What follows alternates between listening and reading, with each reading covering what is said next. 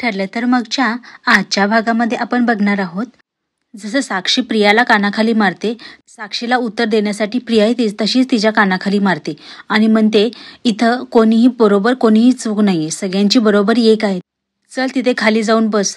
तेव्हा साक्षी म्हणते प्रिया माज नाही करायचं हा माझ्यासमोर, विसरू नकोस मी कोण आहे आणि विसरू नकोस की तूही कोण आहेस, तुझी लायकी काय तुला माहिती आहे का, तुझं भांडं उघडं पाडायला मला 1 मिनिट लागणार नाही, कळालं का तन्वी रविराज किल्लेदार, असं म्हणून प्रियाला धमकी देते.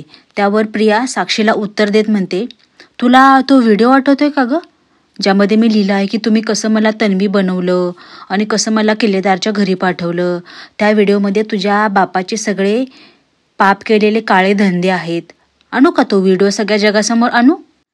प्रियाने अशी धमकी दिल्यानंतर साक्षीलाही 2 मिनिटं कळायचं बंद होतं. ती काहीही न बोलता गुपचूप एका कोपऱ्यात जाऊन बसते.